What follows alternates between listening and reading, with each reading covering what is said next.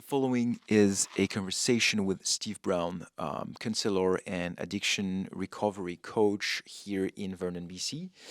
We talk about mental health, alcoholism, living in sobriety, some of his personal journey on how he got there to his approach, which is called solution focused counseling.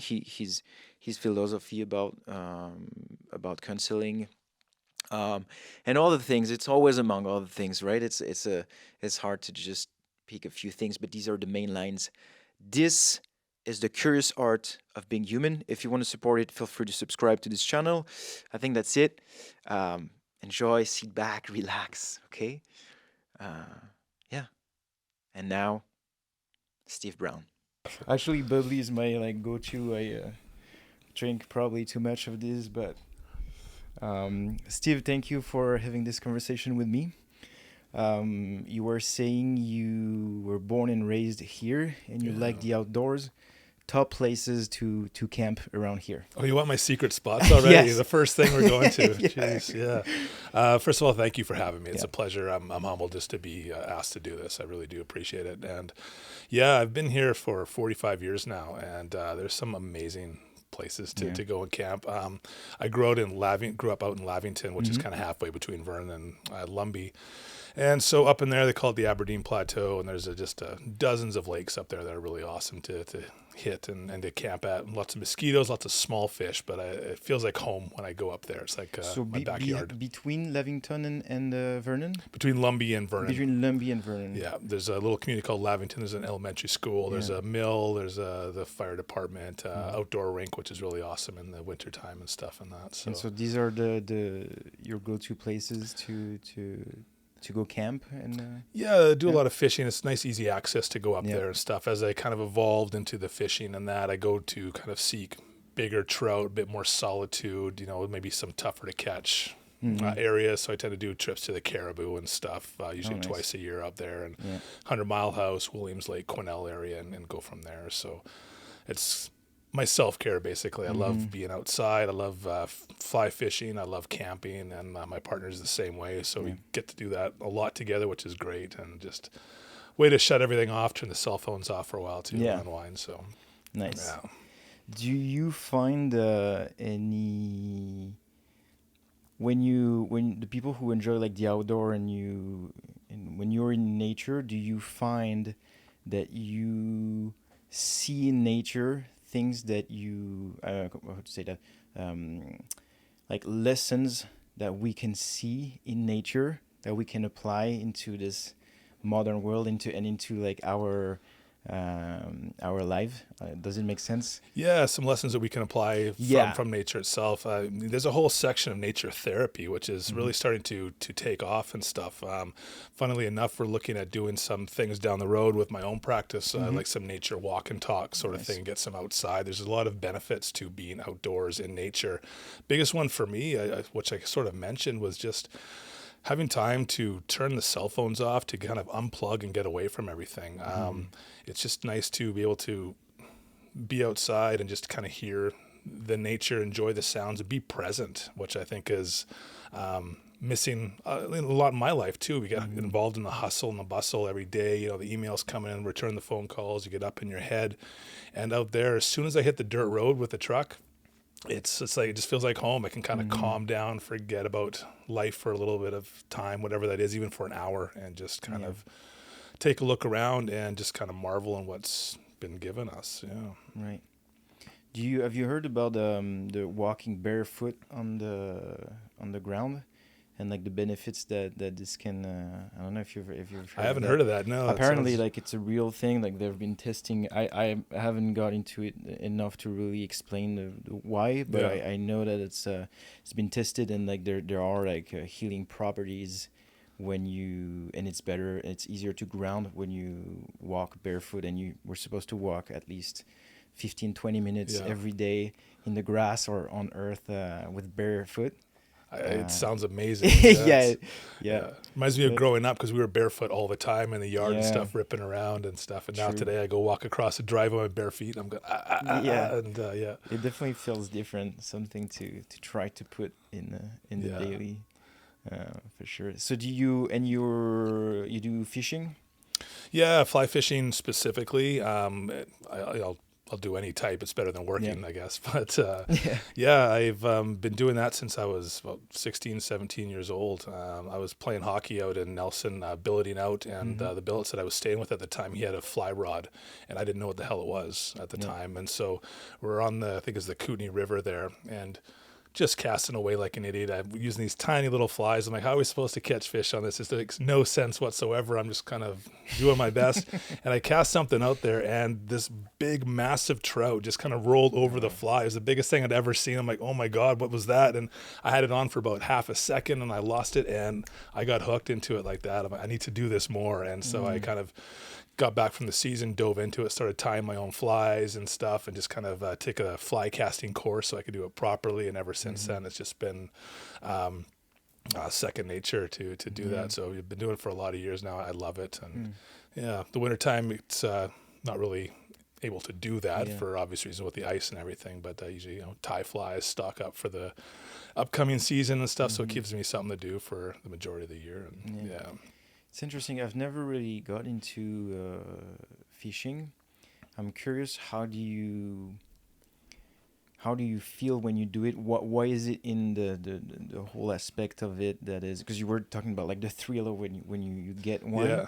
But for that short moment, I guess like there's long moments of just waiting. Like what do you do when you wait?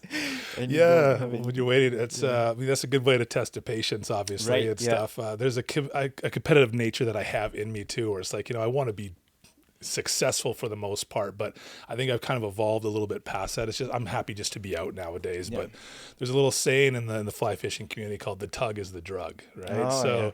Just getting that little bite and that hit sort of thing. And what I like about fly fishing, I guess specifically, is that you're trying what they call match the hatch. You're trying to imitate bugs that are actually found in the water column. So there's a sense of satisfaction when I think you can fool a trout, with something that you've created and tied yourself, especially, and go, wow, I think I kind of figured out why they're eating this at this time, sort of thing. So it's a bit of a puzzle that I've always enjoyed to kind of figure out, and it's always evolving.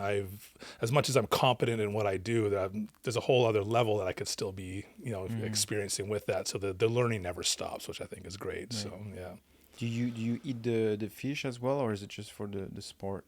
Interestingly enough, it's a real question. It's not a tricky No, it's a question. great question. I don't eat a lot of fish. I don't really enjoy the taste of trout, which is usually what I go after and stuff.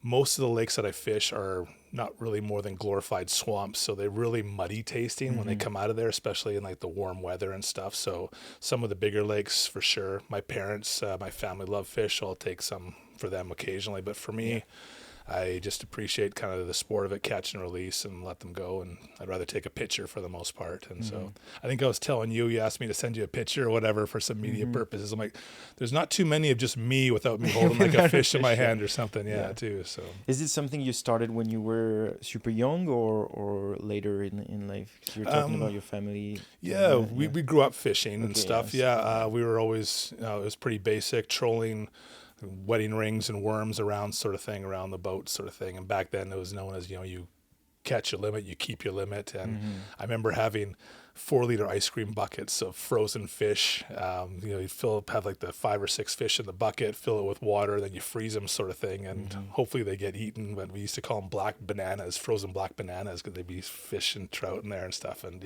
so I never enjoyed that aspect of it, but we've been fishing since we were young, for sure. Yeah.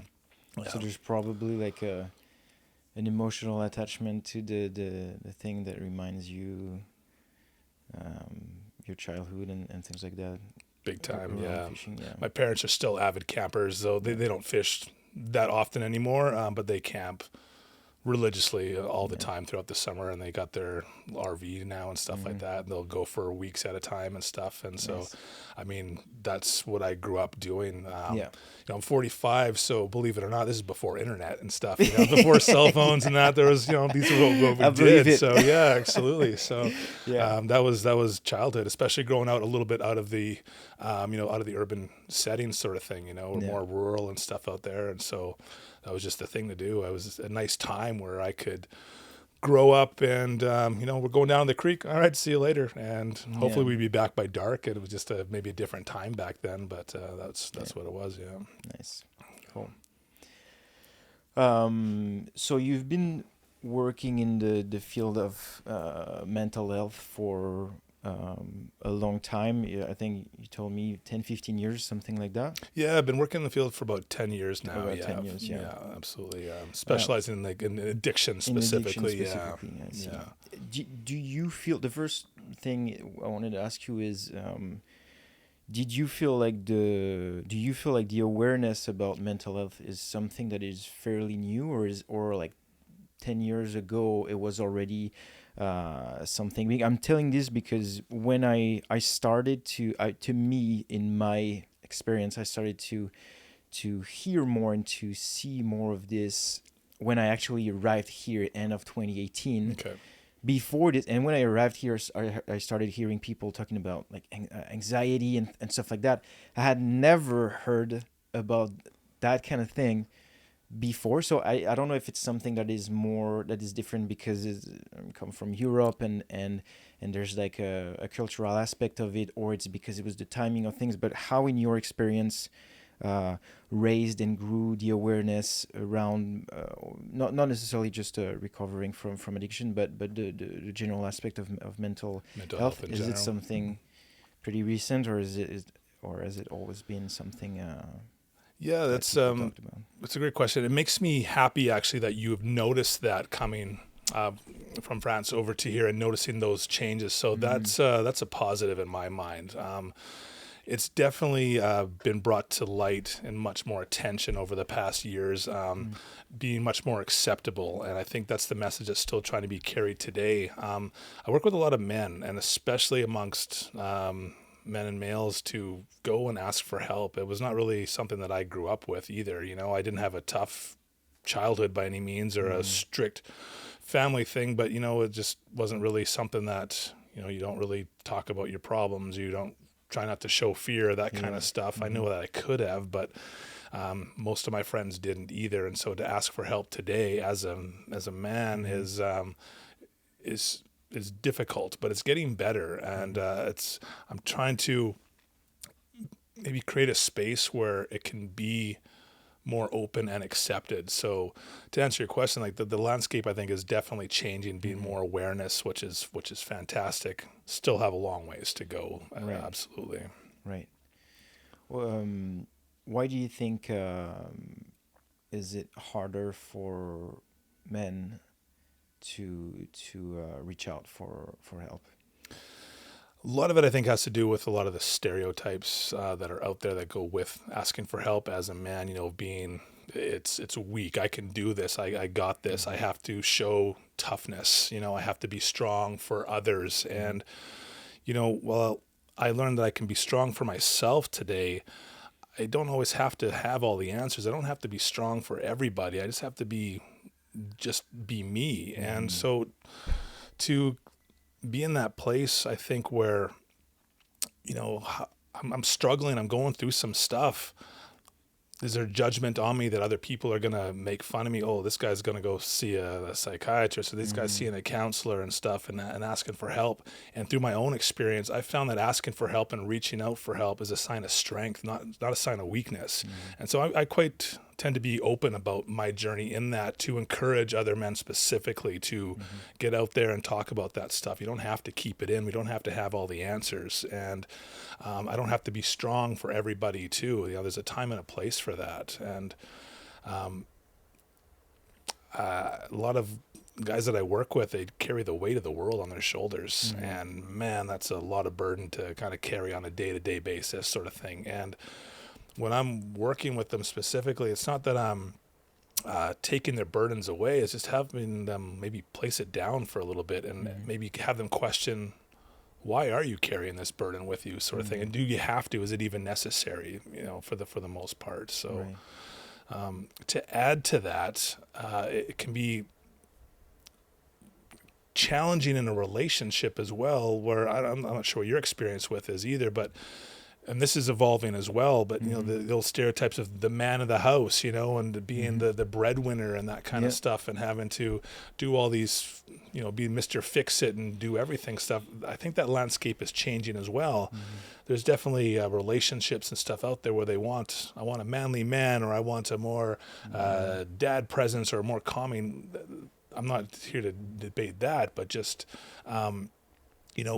being, I think, right for yourself and just being comfortable with what you bring to the table. We had a quick conversation before this about, sitting, how about it's easier to get along sometimes with the opposite sex and talking to them than it is to talk to another guy, especially about feelings. How often have you said, hey, Robin, let's go get together and let's talk about our fears today, and it doesn't really happen that way. So, but I have some really awesome people in my life today, guys especially, that I can do that with. I don't have a big circle of friends by any means. It's very small, but quality for sure that I can go to with that type of stuff. So why do you think that specifically? Why is it harder? Why communication is harder man to man? I mean, or seems to be harder man to man, or seems to be vulnerable. Like, we can talk about the word vulnerable, because I feel like there's a lot going on around that word. But so let's get that word. Like, how would you define and what means to you vulnerability, and how would you define it?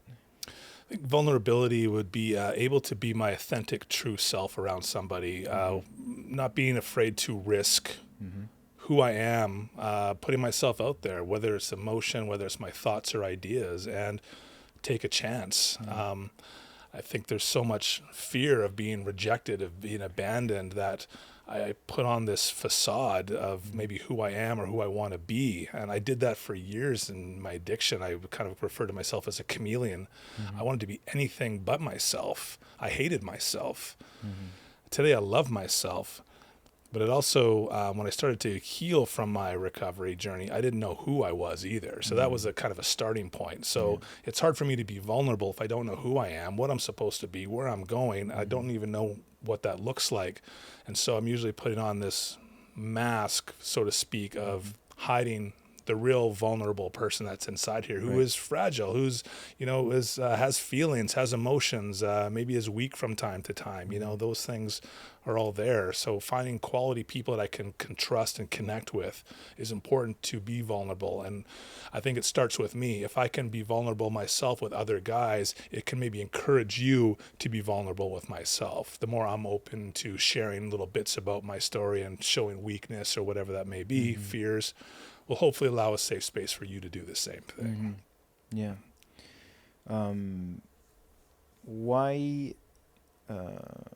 Why do you think we can easily fear this vulnerability, especially from men to men? Where do you think that, not necessarily where that comes from, but why is it harder to do this than, like you said, to maybe more talking about that with a woman, or having why like communication, it's easier, let's say, talk about like masculine and feminine energy instead of this, but then masculine where do you think, why do you think that? You want the blunt answer? I want the I think when there's not sex on the line, or the possibility of that, that's a big aspect of it. I don't have to.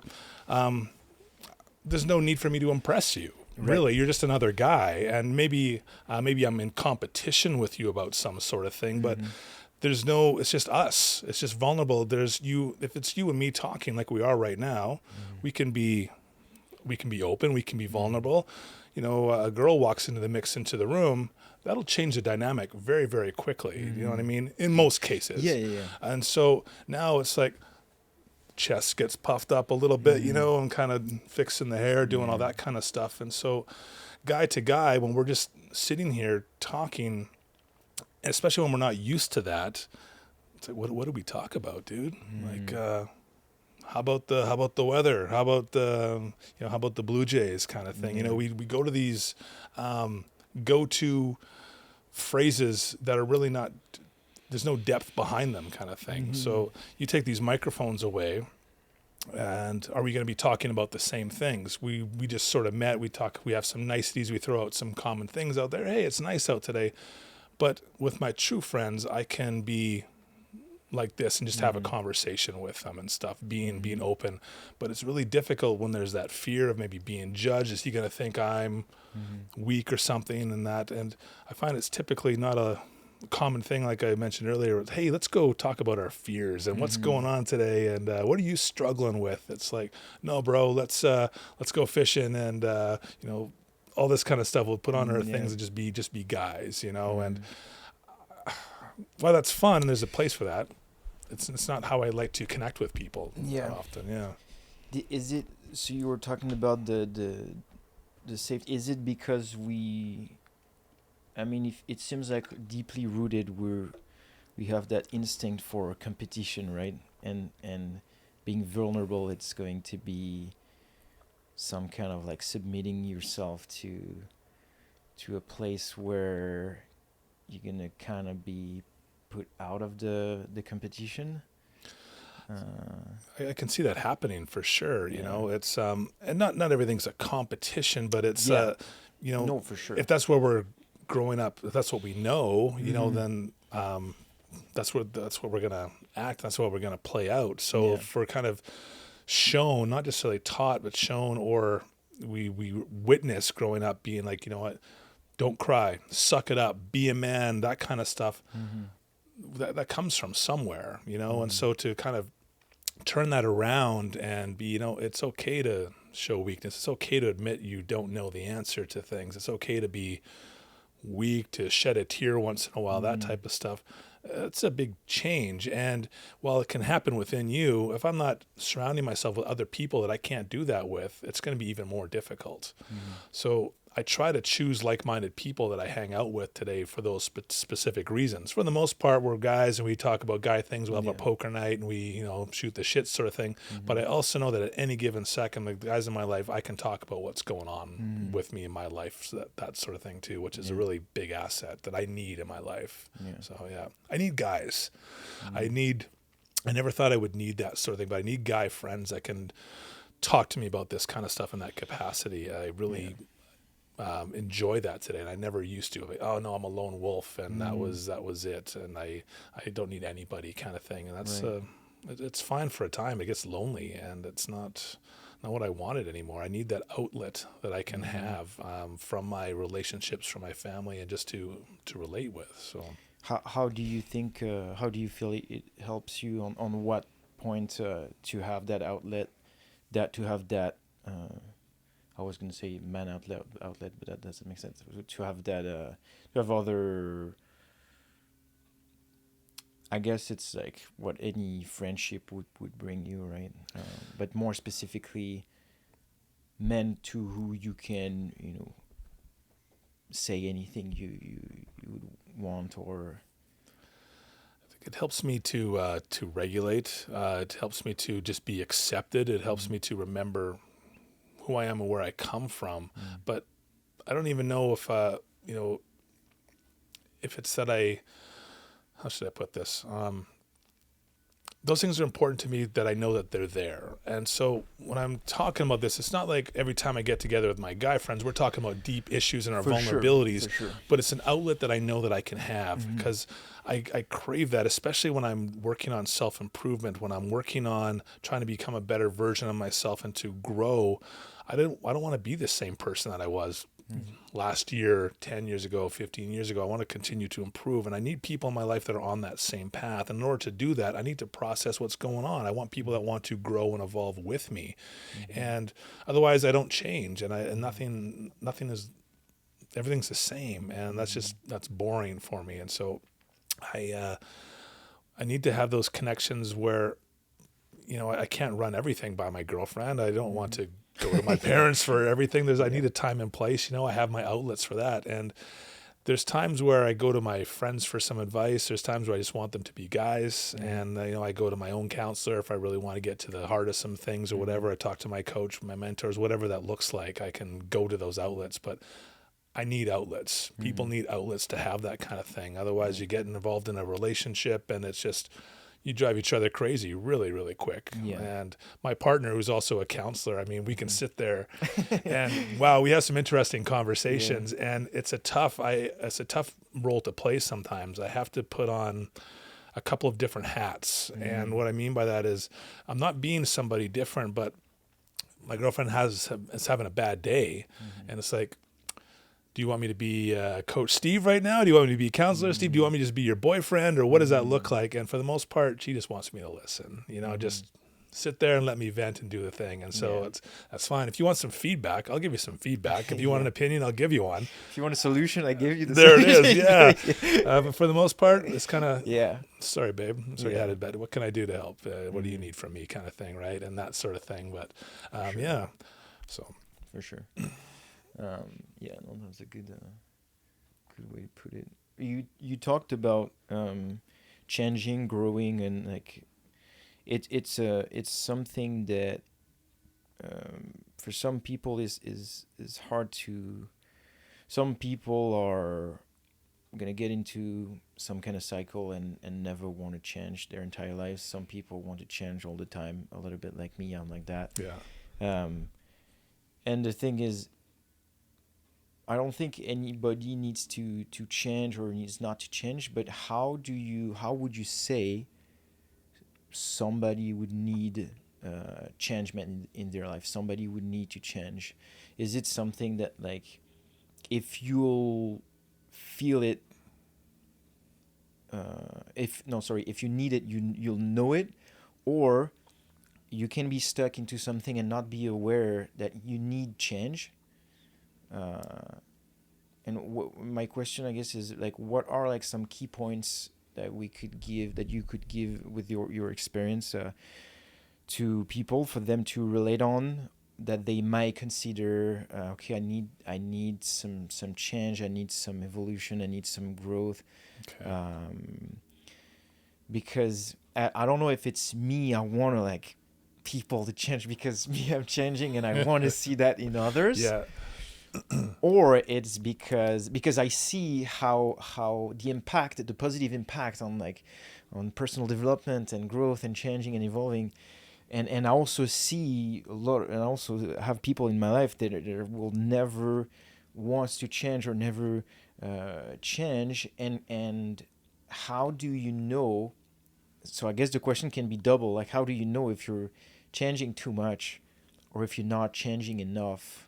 I don't know if that question makes sense. But yeah, there's definitely two questions in there. I think both can be equally true. And so how do you know if you need change? That's the thing. I think that it comes from wanting more. I think it also comes with maturity, with growing up, and there's nothing wrong with not changing for the most part. Many people are fine and content living the life that they're at, and that's great. But most of the people reach out to me for a reason, and we call it, I'm stuck. I'm just not where I want to be. I'm not a fan of this word, but I use it more often, is the word potential. And I used to hate that word. It drove me nuts. Like, you have so much potential. You have so much potential. Like, what does that mean? What do you want from me? Just tell me, kind of thing, right? Like, what am I wasting away here? And so, as far as change, I want more always to experience that. And there's people that maybe don't, like you mentioned, don't know that they're in that process, that may need to change. And that's okay. But that's also where I would come in, or is like, well, have you considered this, or what's going on? Like, what's the real reason? Where are we trying to get to? What do you want from life? What does that look like? And so I think where I'm getting to is having some sort of purpose and fulfillment in your life that gives you reason to wake up and gets you fired up, waking up out of bed going, yeah, let's get on with this day here. This is kind of, I got shit to do, and I want to have that drive. Otherwise I sit in bed doing nothing, and a day goes by and another day goes by, and I'm just kind of stuck in this nothingness. I'm not really happy. Maybe I'm not even really sad, or maybe I am depressed, but that needs to, I think, a lot of time come from that internal drive. And so what I believe is that there's two things that drive us. There's inspiration and desperation will motivate us to move forward. Inspiration being, I want what this guy has, or this is what my goal is. I'm going to go get it. I'm going to make anything happen. Or desperation, which was mostly the case in my past, going, I need to get out of this cycle. Speaking with addiction specifically, it's killing me. It's ruining my life. I'll do whatever it takes to get out of here. There's a desperation. Those two things will motivate us to do something about it. And when I find that, where I come in is to help you maybe focus on it, clarity. What do you want? What is the picture? What's your why? Why do you want to do this? And then develop a plan to go and get that, to make that change possible. I see. With that, I mean, change is, we can talk about it all day long, and I can write a dozen different things down on a sheet of paper on what I want to do. And at the end of the day, it's the action part that kills people, that nothing happens with it. So I'm going to go to the gym. I'm going to go to the gym. I'm going to write it down. I'm going to go. And then I'm not getting in there. Or let's talk about why I'm not going to the gym. And that's one of my pet peeves in that aspect too. It's like, we can sit here all day long and discuss why you're not going to the gym if that's what you want to be doing. Where did it come from and what does that look like? And, or we can just get your ass into the gym. Yeah. You know, and so Yeah, as well. yeah. Yeah. Like my practice, we do what we call solution focused brief therapy, basically. So it's more of a strengths based approach, and then we focus on solutions to what's going on in your life. And that's a prime example of what happens often is, I don't know why I'm not getting to the gym. Maybe am I feeling lazy? Am I being procrastination? And we can spend hours and weeks discovering why. Or I usually ask people, it's like, well, do you want to get to the gym? Yeah. Well, what's stopping you from going tomorrow? Well, this and this and this. What if we eliminated those reasons and those excuses? Let's just get your ass in the gym, and the rest of it will sort of sort itself out, kind of thing, right? So do we want results, or do you want a narrative on the way that things are? And so one requires action, and the other one just requires more and more processing. So neither are wrong, just Different approach. yeah, different approach, right? And so you know, obviously a very fit individual, probably know the great benefits of exercise and self-improvement in that aspect. Just getting into the gym a lot of time is enough for people to, like, all right, I'm here, I did it, you know. And I don't know if you've heard that saying or not either. I'm not a fitness trainer by any means, but the heaviest thing you'll lift in the gym is the door getting in there. You know, just opening that door and going is like overcoming half the battle. Then we can sort the rest of it out from there. But Yeah.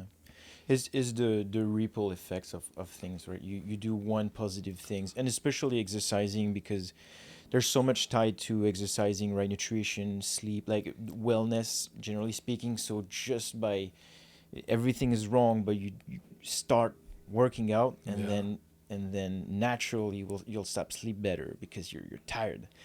And then you'll start eat better because you want to be better. And absolutely. Then, so it's really is the kind of thing that puts you on that positive spiral. For sure. Yeah. Just the ripple effect, like you mentioned. Yeah, absolutely. Yeah.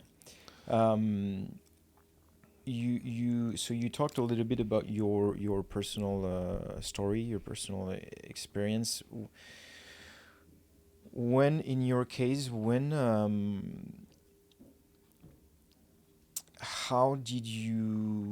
was the thought process, and how did you find a way to start saying, okay, maybe I need to do something?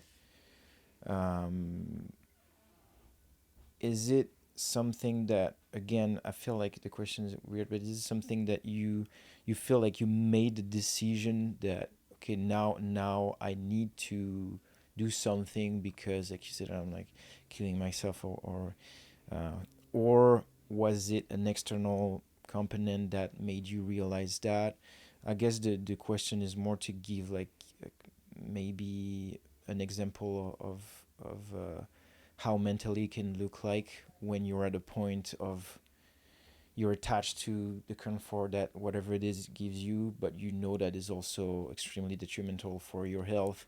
So where is the thing, health or Where's the line basically for Yeah. that? Yeah.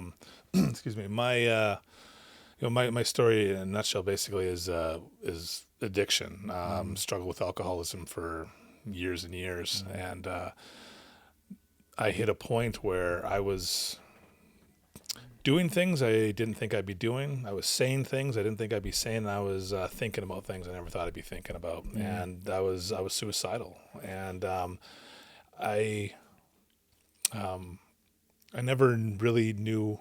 I didn't think I had a problem for a long time until it started to become a problem. I started to recognize that others saw that I had a problem long before I recognized it myself. To me, it was just normal. And so I would lose jobs. I would lose relationships. I was getting to a place where I was drinking more and more and more to cope with the stressors of life that was happening to me, and losing myself in the process. And getting to a point where I didn't know who I was, and I didn't like who I was. Especially, I hated myself when I was in the end of my addiction. I didn't want to be around anymore. I thought I'd just be better off. My family wasn't talking to me, and they're putting up their boundaries, and it was just a mess, losing everything that was important to me. And where it kind of came to a place of what I refer to, apologize, call it the case of the fuck-its. Basically, it's like there's nothing for me here anymore. Like I don't know what to do. And so family intervened in that aspect, and I was willing to get some help with it. I'm like, you know what? I think I'm ready to do this. But it was also what I refer to as kind of my last manipulation to my family and friends, being like, you know what, this time I really mean it. I really want to get help. And so I went to treatment for about 45 days on the island about 16 years ago for help with that. I voluntarily went, and my parents took care of the cost for that and stuff. And I actually quite enjoyed the process. It was great. I learned a lot about myself. It was almost like a vacation for a bit, in a weird sense. It's like, wow, everything's taken care of me. I get 3 meals a day. I got a nice place to stay, and I get to talk about me, my favorite subject, perfect for my ego at the time, and learning about me, sort of thing. So I did the best I could. I enjoyed the process. I got out of there, and I just slowly stopped doing the things that got me well. I got the girlfriend back, I got the job back, I got all these things kind of back in my life, and I stopped doing what got me well in the first place. And like that, I'm right back into, what would be a good idea right now is having a drink again. And just like that, I was into it. It was a very big, quick crash, and I was very much just in desperation mode, lost everything again, just like that. And that's where the internal from my end this time was like, I can't do this anymore. I know where that's going to lead. That's going to lead to death and suicide if I go that way. So there's that internal desperation and inspiration at the same time. The tricky part is that I went to my family again going, I need to go get some help. And they're like, we just spent $25,000 at a treatment center. What is next? Like, we send you to a better one that costs $50,000. We spent $100,000. Like, at what point do you start to take the tools you have and make these changes? We're sorry, but we're kind of done. And that was the boundary that needed to be set with me to be like, I got to get my shit together. I can't do this anymore. And for myself, not for other people. And when I hit that place of desperation, that's when things changed exponentially. I just started doing the work that was required that I started to do before. Just went all in on it, and I haven't had to have a drink since. I'll be taking 15 years in like 2 weeks coming up here, actually, of sobriety. Yes. So, yeah. So, well, yeah. Can you walk us through like the steps and the process of what helped you personally recover and overcome this? Where did you, at that point, how did you use tools that they gave you at the thing, or what did you start doing to? Yeah, great question. It was a kind of a combination of everything. Before I went to treatment, I mean, I went to doctors, I went to psychiatrists, and it's like, diagnose me with something, because I didn't want to believe that I was an alcoholic. I didn't even know really what an alcoholic was. Right. And that's a whole other sort of a sidetrack that we can discuss. But, I didn't know what an alcoholic was, so how could I be one? You know, to me, the stigma that I had in my mind of an alcoholic was a homeless person that you see under the bridge with a brown paper bag. And here I am, 24, 25 years old, being like, that's not me. And I went to my very first 12-step meeting when I was 24 years old because my girlfriend said at the time, if you don't go to a meeting, we're done. And so I went, and I remember that first meeting, and it was full of old people. This is my recollection at the time. It's fairly accurate, but there's, you know, some embellishing here and there. But to make a point, but more than anything was that it was just people I couldn't relate to in there. I wasn't going in there to think of what I could relate to. I was like, I'm not one of these, but I heard stories like, you know, when I drank, I beat my wife. And when I drank, I lost my house and I went to jail for this. And I'm 24 years old going, I haven't even bought a house. I've never been to jail in my life. I haven't done this. I'm not one of you guys. See you later. I'm out of here. And spent years of misery trying to chase that because I couldn't relate to what that was. Instead of what could I relate to, maybe the feelings that were going on of the desperation and the fear and all that kind of stuff. I kind of got scared out of those rooms for a long time. So I would look to doctors and psychologists. I'm like, I don't want to identify as an alcoholic, and I don't want to be this and all these labels that go with it. Just give me something so I can go to my family and be like, you know what, this is what I have, and here's my excuse of why I drink so much, kind of thing. And I never got that until I had a sponsor in 12 Steps come up to me, and this is when I got my sobriety, basically. He said, I'll tell you what's wrong with you. He goes, you're a selfish, self-centered asshole who's full of fear and drinks too much. That's exactly what he said. And I was like, okay. I don't really know you that well, but thanks. And that's always hit home with me. And I just needed that blunt truth. And it's like, that's what's going on. And I had been going to meetings off and on since I was 24 years old until I sobered up at age 30 for 6 years, in and out of those rooms, going to Treve and going to 12-step meetings, trying all these different things. Trying in quotation. I didn't try shit. I was just trying to, hopefully it would come by osmosis, and it didn't happen. Again, the action word, which I'm such a big, I needed to take action to do this kind of stuff. So it was a process of trial and error, and a lot of error for a lot of times, until what I refer to that place of hitting that place of desperation. And when I hit that place, nothing was getting me off that track anymore. I needed to hit that place to keep in mind, this is what I want to do, this is where I want to get to, and nothing's going to steer me off of that course, sort of thing. When I hit that, that was a gift that I needed to do whatever it took. So, yeah. Did you have anything that any reason that helped you? And you talked just before about like the why. Did you have at that point any kind of drive or external like motivation, something to go toward, or was it really just like me as a person, I need to for not necessarily a purpose? Because I often hear you know, when you're gonna replace an addiction, like you really need something to something else to look forward to, something to put your brain on. Absolutely. A purpose or something like that. Did at that point you had like that notion, or was it just really, well, this is going to kill me and I want to leave, so I just want to, if that makes sense? Yeah, that's a great question. And I didn't have the why back then. I had enough. It was just desperation mode going, I don't want to die. And none of my family will talk to me. I had nothing. Like, those doors were closed. And I'm like, if I don't do something, I'm not going to have any sort of life. And it was, I didn't want to be that. I hated who I'd become. I didn't know who I was anymore. And I didn't want to be that person. I knew there was so much left to offer. I was only 30 years old. My life wasn't even halfway over. I didn't think I'd hit 30 years old. So that was a miracle in itself. And so just going, I just want to be anything but that. And that was kind of the starting point of, you know what, let me just get sober and see what happens, basically. And I did that for a while.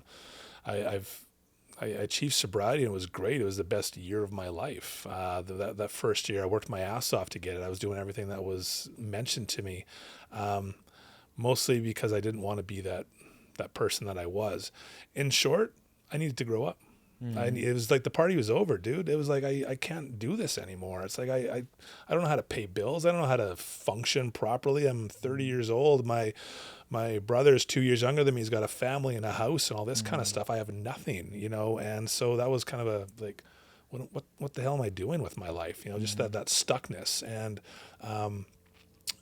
it didn't need to get to the point it did, I don't think, but it was necessary for me to hit that point for me to make that change.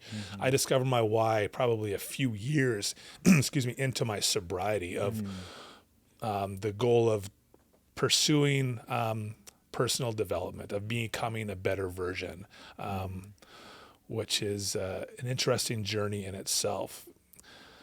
The reason being for that is I mentioned that first year or two of sobriety was like the best in my life. Everything was new. Everything was different in recovery. I got my girlfriend back. I got married in sobriety. I've been divorced in sobriety. I've learned all this stuff, and it's weird to say this to people because I find some people, it gets one of those eyebrow moments when I say it, but it's like when I quit drinking, I didn't get better. I got worse. And that's a really weird thing to think about, is being like, how are you going to help people?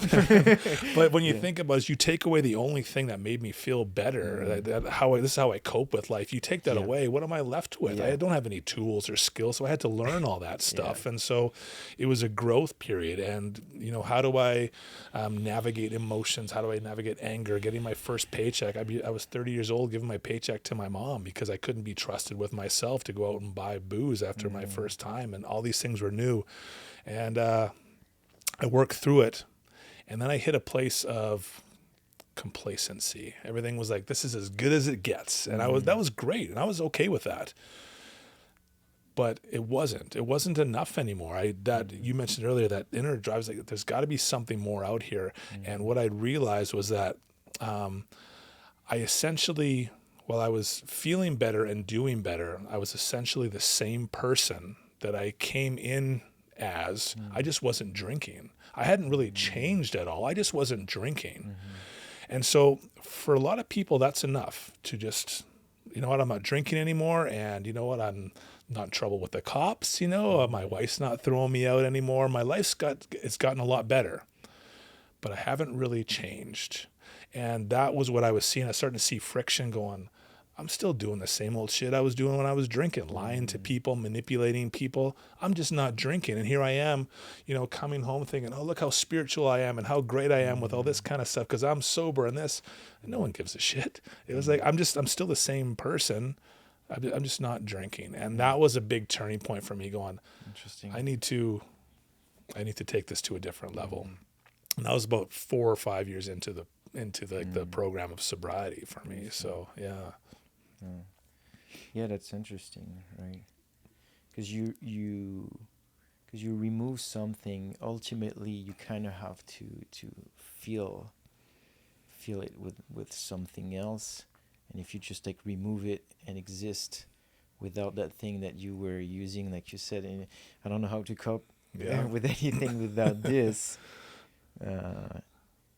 And so, what did you do then? Oh wait, no. Was another question. What job were you doing at that point before getting into counseling? You were working in what field? Yeah, great. So when I first sobered up, I was actually selling cell phones in the mall in Vernon. At Rogers. I was selling cell phones in my first year of sobriety, and I started.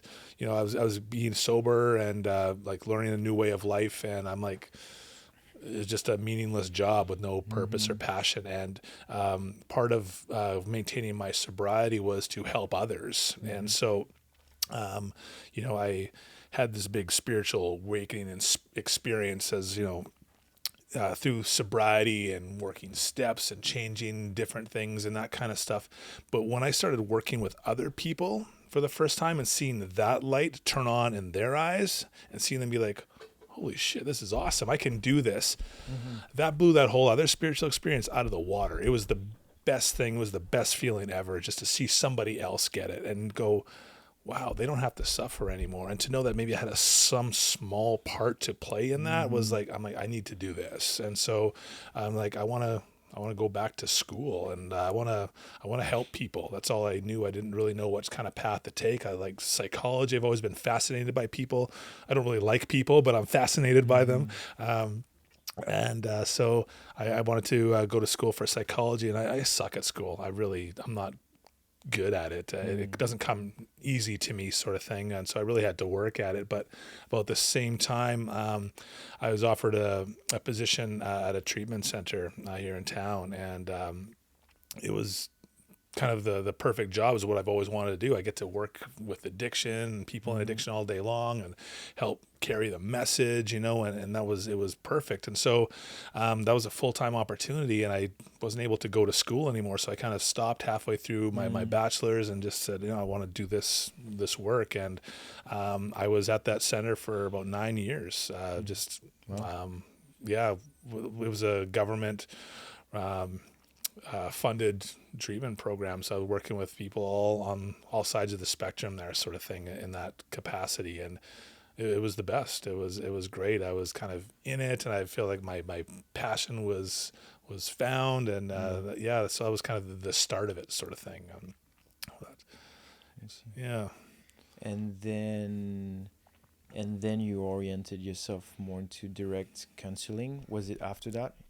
Was it through this, or because it wasn't real counseling that you were doing at that place, right? No, it was more like what would I call it? So I was site managing the place, but we do lots of one-on-one stuff or whatever, and that too, but not in a formal sense, basically. And so through that time, interestingly enough, was that I'd lost my passion again over there. So fear was always a big part of my story. I was just always so afraid of everything. That's where my addiction brought me. I'm a fairly big guy. I stand out in crowds most of the time. I'm 6'6", and I tower over a lot of people. And my addiction brought me to a place where I just wanted to crawl under a rock and die for the most part. I don't want to be seen by anybody. I used to have a lot of confidence playing hockey and stuff in my younger age, of being a captain of hockey teams and stuff, to a place where I don't even want to live anymore, right? So I lost all that, all fear-based stuff. And then I start to develop a life in sobriety. Things start to come back. I start to, go to this place where I need to grow, and and the fear starts to disappear from my life again. I start to work on myself, and these fears leave, and I start to rebuild the life that I had lost. I would create this new life, almost free of fear. And interestingly enough, is that was not a good place for me to be. Fear drove me to make some changes. And when I had overcome and worked through all that stuff, I was just in kind of complacent mode. I wasn't challenging myself anymore. I didn't know what else was out there. And I knew that I wanted to do something different and something more. And I wanted to help in a different capacity. And to sort of challenge myself, and I had to learn how to get comfortable with the uncomfortable again. I needed to bring fear back into my life, to bring me to a place where I would make some change. So that was kind of the initial thought process and feeling that kind of came up, as I want to do my own thing now, and that fear continues to push me. I've been doing this on my own for almost a year now, and building this thing, and fear has pushed me and guided me every step of the way. And so I don't like to say like I haven't mastered fear by any means. I wouldn't even say I've overcome it. I just learned how to use it as an ally, to be friends with it, to be comfortable with it. It's just a feeling, it's an emotion, but it drives me to do what I need to do. There's that desperation or that inspiration again, right? Is that I can use this as a tool to recreate things. And it's nice to not have, as much as I needed certainty in my life, I'd created that, but there's no uncertainty anymore. I needed to have that excitement and that joy that comes with doing what I'm doing now. And so that was a big reason for that. So that's funny, because you're saying, excuse me, because the fear is something that drives, but the fear of certainty, and like staying not stuck, but it was the fear of certainty that drives you to get into something else. Because I want to make sure I understand properly. or because you're saying you're using the fear. No, what am I saying? No, because you were fearing staying in the same position, or what is exactly the, or maybe I didn't. Yeah, no, I'll try to elaborate. So Yeah. like I was in a place in life, not just work, but in life in general, where things were just, it was on autopilot for me. I was in a long-term relationship that wasn't really going anywhere. I was in a job that really wasn't going anywhere. I loved it. It was great, but I wasn't really going anywhere with it. And everything was just formulaic and routine. You know, I was waking up at the same time every day, eating the same things every day. I was getting off at the same time. I was, on routine. I'd take my holidays at the same time of year. I knew the same amount of my paycheck. All these things are just like clockwork. And for a long time, I was proud of that because that's what I had rebuilt it. I was okay with this. This is great. I finally got a life again. This is awesome. But I was like just kind of plateauing. And I think for a lot of people that's fine. And I could have probably been comfortable doing just that as well. But there was no drive anymore to do anything different. Major relationship switch up, major job switch up. I just like, I need to get back to feeling kind of alive again. And while fear guided me in the past to the desperation to get to where I wanted to be, it re-drove me again to make these changes that were necessary to where I am today. The shit that I've done in the last year, it blows my own mind. I didn't think it'd be possible. I like creating my own business. I have no business training. I don't know what the fuck I'm doing half the time, but I'm making it work. And that's by through just kind of pushing myself and pushing my limits. And that's what I like to challenge myself with. What am I capable of?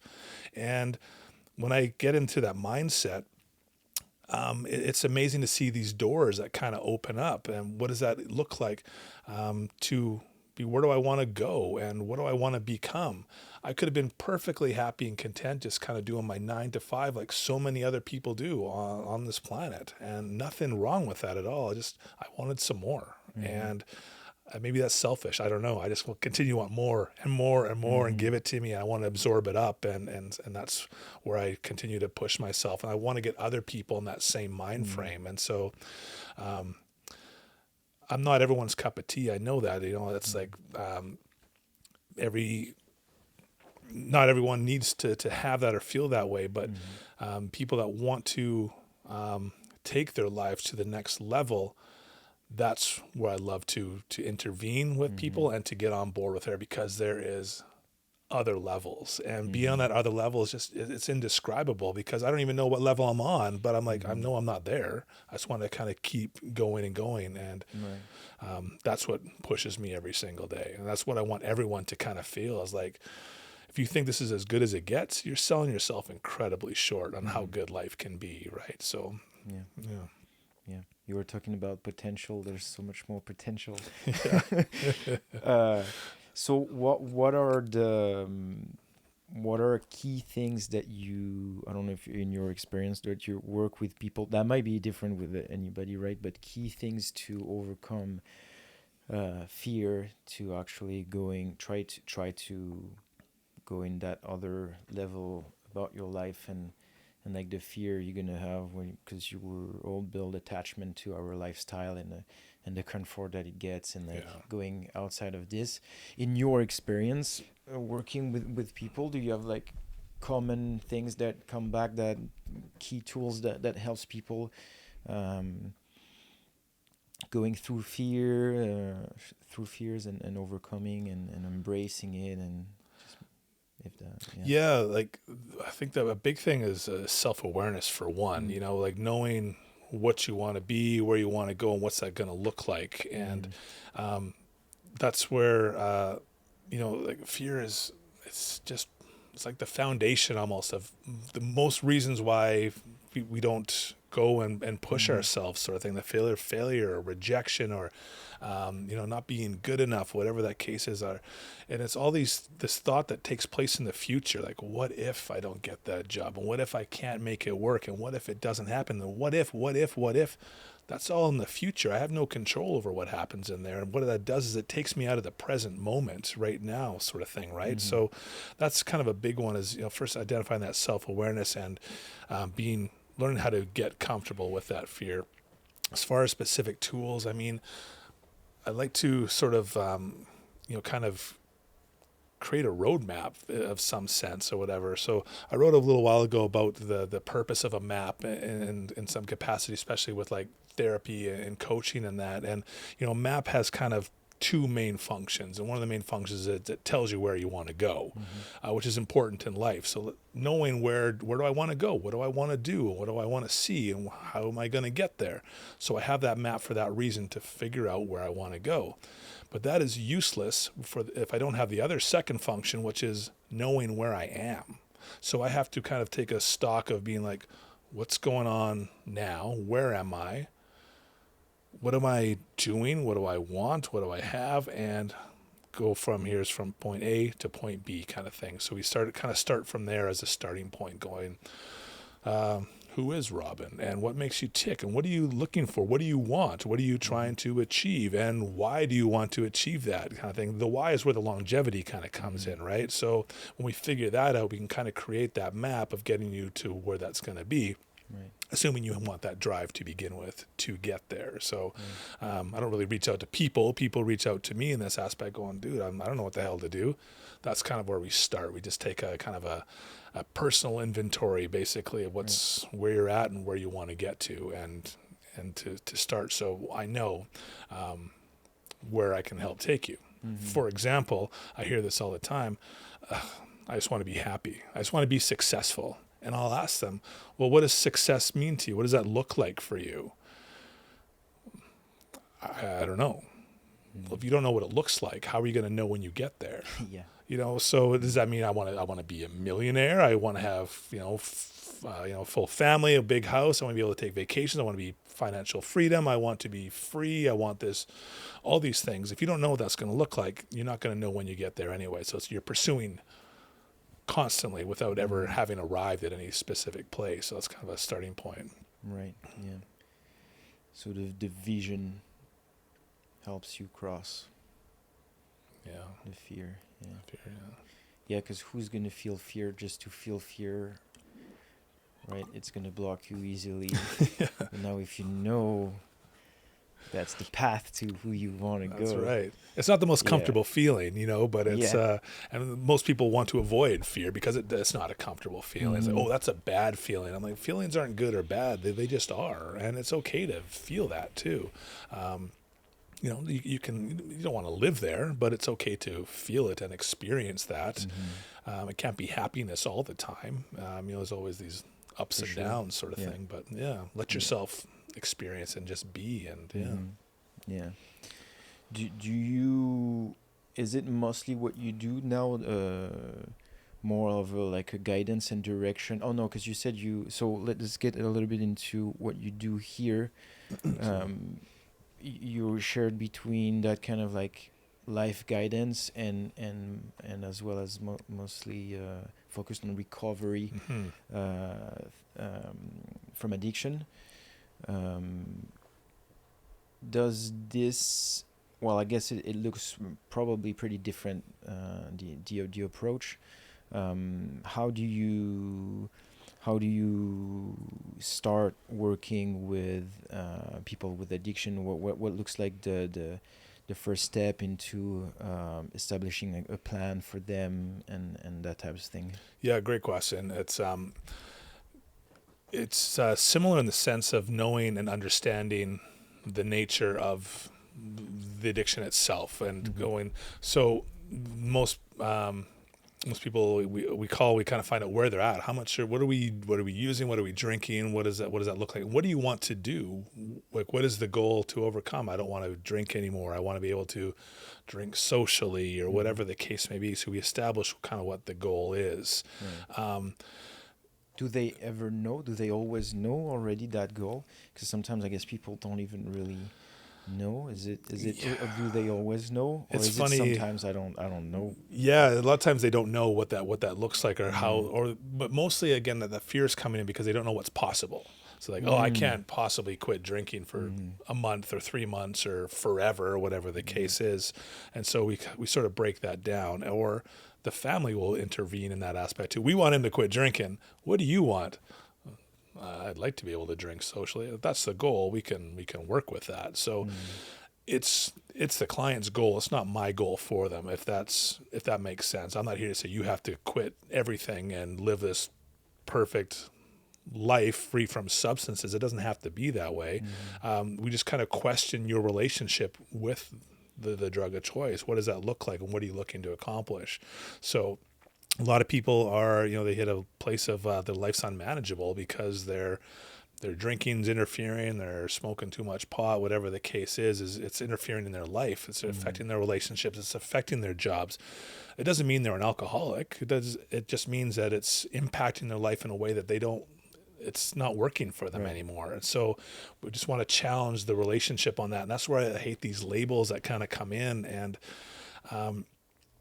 you may not have noticed, but I haven't used the term rock bottom yet because I can't stand that terminology. It's so old school, and this is a mini rant, but it's not good medical advice, because you hear that you have to hit rock bottom first in order for you to overcome. And it's such bullshit. It doesn't have to be that way.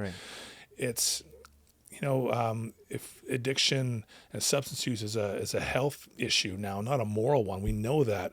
And so waiting for things to get worse is like the worst medical advice you would ever give somebody in that capacity. Can you imagine saying to someone with stage 4 cancer, let's wait till stage 4 until we start intervening, kind of thing, right? So I'm trying to get that out of people's vocabulary and stuff, is you don't have to hit a rock bottom to change your relationship with mood altering chemicals, right? It's like, if it's interfering in your life, that's enough. The sooner you act on it, the better, kind of thing, right? And so that's when we can intervene at a much earlier stage.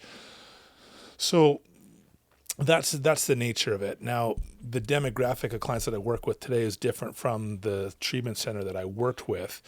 So most of my clients that I work with today are what I would consider high functioning. They still have their jobs and their families and that type of stuff.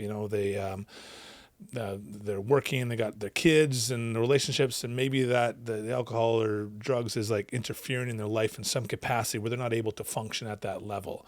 And so in most cases, it's in their best interest to give it up in some capacity, but it doesn't always have to be you're hitting that rock bottom or you have to be an alcoholic until you get help.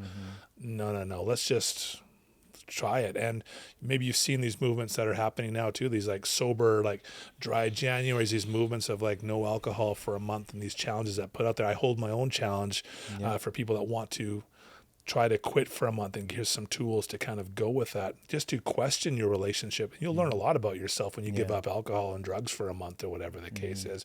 Your brain will start to kind of clear up a little bit, and you start to be like, holy shit, this is kind of possible. And if that month is enough for you, that's fine. And if it's not, you want to keep going, then we kind of come up with an evolving plan from there too. So that's my long way of saying, let's just question and let's talk about your relationship with alcohol or drugs, and where do you want it to be, and what would you like to improve on it, and then we can kind of go from there. So Do you usually, is it something that you will early in the practice, like invite people to just like do a short break so they can feel what it's like, or is it something that's not coming right up? Everybody's different, and the reason for that is some people can't quit on their own. That's where it gets tough. So I have to evaluate that too. So when I do coaching one-on-one, they have to be able to not use for a small period of time. Otherwise, we have to look at options such as detox. We maybe have to get it out of your system, or that's where residential treatment comes in, right? So I'm one aspect of under the whole umbrella and spectrum of addiction recovery treatment aspect is a coaching aspect. Some people like myself function very well I couldn't quit when I tried. That was a scary moment for me. There's always a time where I can kind of quit, until I tried and I couldn't, and that was like, we got problems here, kind of thing. And so if I can't, then we have to discuss a different option, sort of thing. But the starting point is, some people try to do like a week to start sort of thing, or they're maybe in a position where they can do a month. There's a whole area called gray area drinking. There's a great TED Talk on YouTube that's available. It's by Jolene Park, I think her name is, called Gray Area Drinking. And it's for your average person that may just have issues with it. And there's pros and cons with that in a sense, is because they're not really an alcoholic. They can quit, but when they start, maybe it gets out of control or causes friction all the time. They're getting into trouble with it, or they binge drink a lot, you know. So I'm going hard on weekends. I see this a lot of with guys that work on the oil rigs or whatever the case is, you know, they're 2 or 3 weeks in and they don't touch a drop, and they come back and their whole paycheck's gone in a matter of days and stuff, you know, on gambling and drinking and drugs, and then they go back, whatever the case is. So but they can quit for periods of time, right? And so that's what we kind of have to work with. But not everybody's affected the same. And so if you're in this category, again, what do we need to do? We have to evaluate, do an assessment, basically, to see where we're at. Can I help you in that aspect? And if so, this is what we do. What's the goal? And go from there. Right. Yeah. Interesting. What do you think is the often, like, for into family or with friends, it's sometimes something very delicate when you have a friend or that you know that kind of have a problem or is struggling with something, and it can be very difficult to help someone, especially when you don't really know how. And sometimes it's not enough to go, hey, like, go see a professional or whatever. Like, what do you have any advice on how to approach someone that you know needs help but does not necessarily want, and if it's any possible, because ultimately it's going to be the decision of the individual, but how is it something that you can approach, if you have some advice on that, if somebody would want to help a friend or from a non-professional, if that makes sense. Yeah, absolutely. You kind of, interestingly enough, said the word there. From a non-professional standpoint is usually where the family is coming from, right? And that's that can be tricky,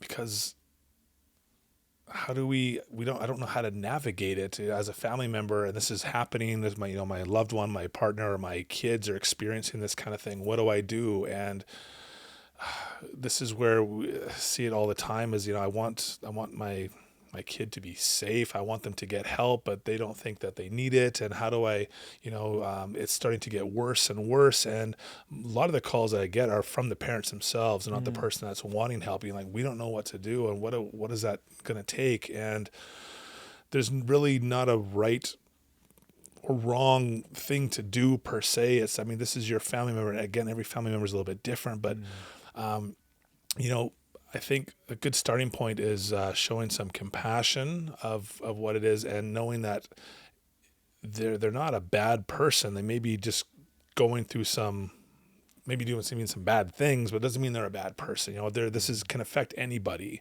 And so to have an understanding of what they might be going through is a good starting point, but it depends on the level of severity and what's happening, right? So a lot of the inclination is to want to do anything to help them and protect them. But a lot of times in protecting them, we're enabling them with this behavior. Here's some money so you're not left out on the street, sort of thing. Just come on home and have a meal, kind of thing. Or you can stay here, and as long as I know you're here and safe, everything will be okay. And the drug use isn't stopping. It's just getting worse under their house. And now they're starting to get things stolen from their house, and it's just this big thing. But I don't want them to go out there because they'll die or whatever. That's where the issues kind of come in. And going back to what I said earlier is intervene as early as you possibly can, if that's the role to do. You mentioned it yourself. You're right in the sense that usually the best results come from the person wanting it themselves, but it doesn't always have to be that way. It can be, like I said, I went to my first meeting because I wanted my relationship back. My girlfriend set a boundary at that time, being like, you go or you're sleeping on the couch. So those boundaries need to be kind of made. What are you willing to do, and what are you willing to not do? So that's sort of where intervention type mentality can kind of come in, is that If you're willing to get help, there is nothing we won't do to make sure that we get the help you want. But if you're not willing to get help, there is nothing we will do to continue to support this behavior, if that makes sense. And so creating those boundaries is very important. But before all that's happening, reach out to somebody. That's what I'm here for. That's what treatment centers are here for. That's what doctors are here for. That's what psychologists reach out. Because if you're not an expert or if you're not a professional in the field, that's what we're here for, is to provide that, because not a lot of people are. And the problem that we see is that alcohol especially is that it's just so much more accepted. It's legal. It's been going on for centuries, this sort of thing. We see the opioid crisis. We see the epidemic that's happening with all that stuff and the people on the streets and the numbers of people that are dying. It's sad in its own right. Alcohol use and alcoholism, and is that on the economy, on the family system, outnumbers it out. All those statistics combined is doing more damage than that sort of thing, because it's so socially acceptable with the drinking, especially. So, a lot of people are in that environment themselves. The dad or the mom are drinking heavily, and so is my kid. We want to help him and he can stay here, but it's just the toxicity in the environment. Yeah. So families need to heal as a whole a lot of times for it to become possible. Yeah. Right. Well, there's the famous generational trauma. Absolutely. Right? Like you pass on the things you haven't healed yourself. Yeah. Very, very true. Let's there's also a lot of things about that, but I don't know. The thing is, like, now it's kind of, from what I hear, now we're saying more that addiction comes specifically from trauma, or can come from trauma. It's not just like, because you're weak and suddenly you want something. It's for a reason. Sure. Do you sometimes, something that helped me personally was really changing the way I was seeing it, and kind of like realizing that, again, nothing is really fundamentally like good or bad. It's all a spectrum, and there's a lot of, we attach emotionally or culturally, we're saying this is good, this is bad, you should be ashamed of this. While for some things it can be true for sure. Like exercising, it will be good for you, right? Yeah.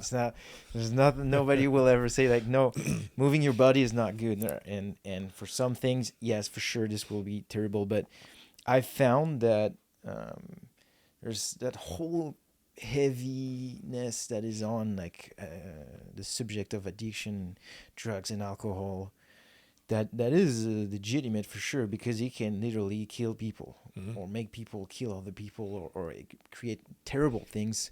So I'm not saying that it's not, it is legit, but I found that kind of changing a little bit the way I was seeing it, and the shame that we can put on ourselves by doing things, and really accepting it like as, it's something that you did to fight something almost, or to feel something. Yeah.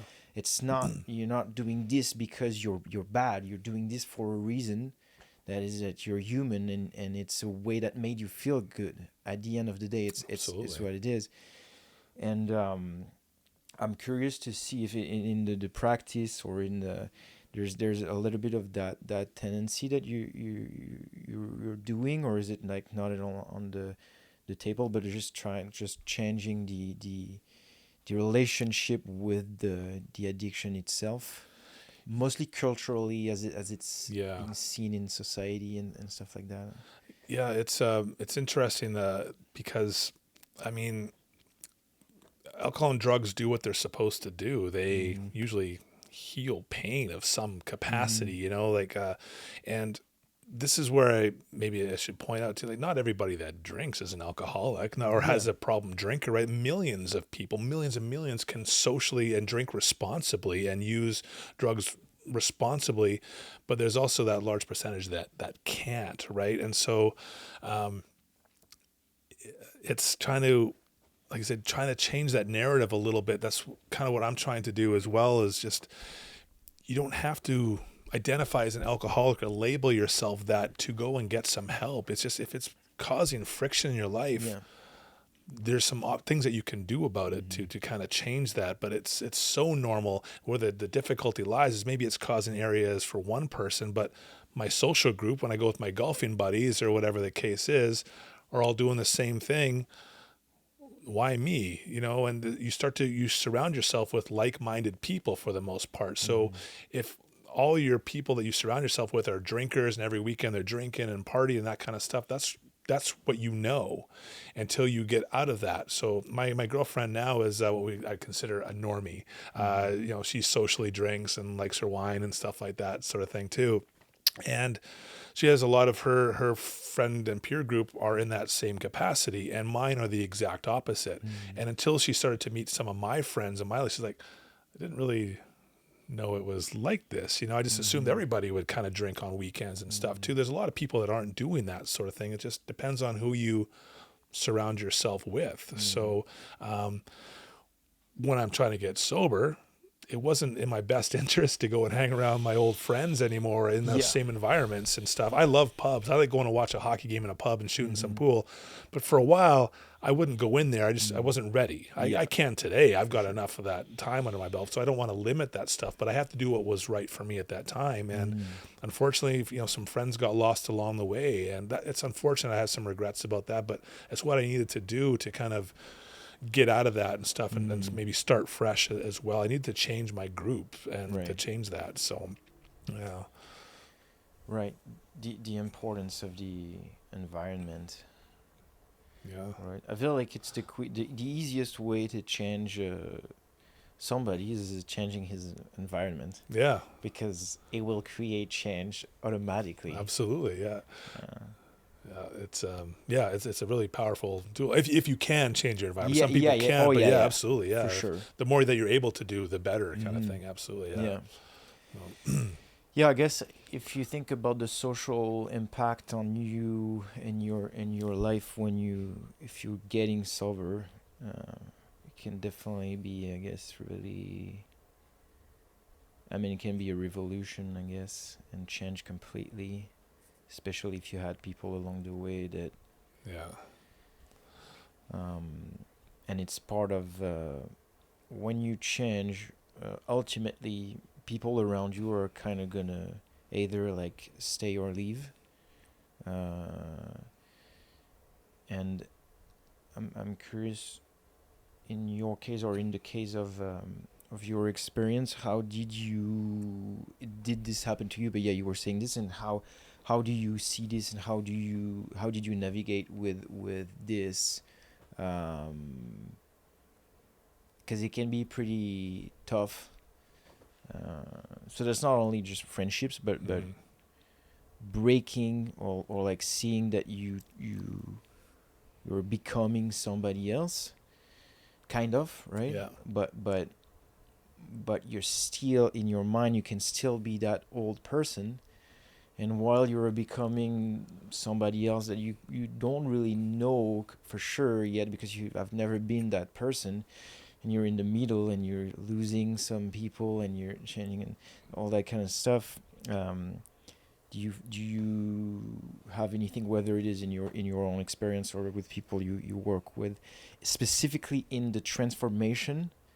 How are people doing to, I was gonna say keep sanity, but not necessarily this, but to, like having the faith or like accepting it, or in this, because this is the painful middle where you still half there.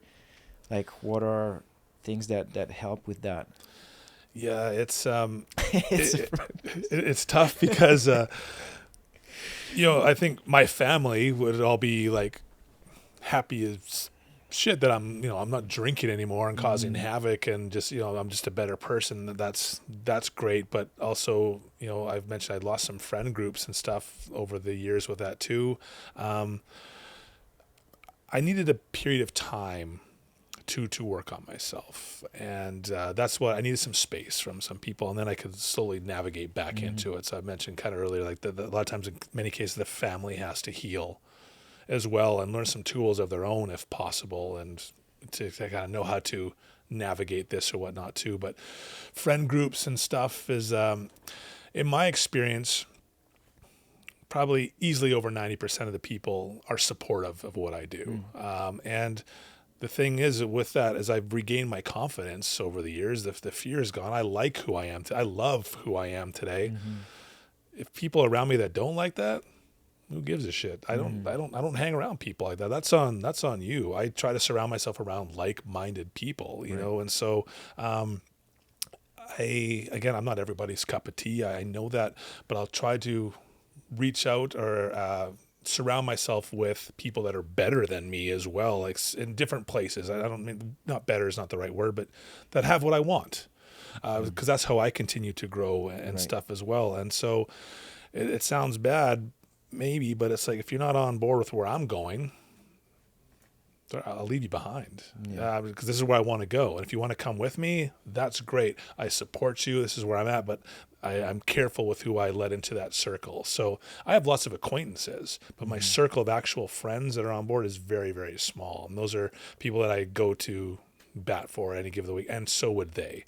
And it doesn't mean they're all on the same page as where I'm going. It's just that they know what my process is. I can talk about it with them, and they want similar things of their own. I found that sobriety is very attractive to people. Like a lot of people want what I have, or because that's what I wanted too. I'd see other people go, holy shit, how did you get this? How did you get a year's sobriety? And how do you get the gar and the girl and the job and your life is kick ass today? How did you get that? If you want what I have, do what I do. And so that's what I would model. And I try to model that in my own life, sort of thing. If you want what I have, do what I do. I'm happy to tell you how to get there and do that kind of thing. And so what happens is, when that's attractive, people want that. And so in a sense, a fellowship gets built up around you. I don't have to go out really seeking anybody. You attract them on your own accord. Because it's like, I want that, or I like it.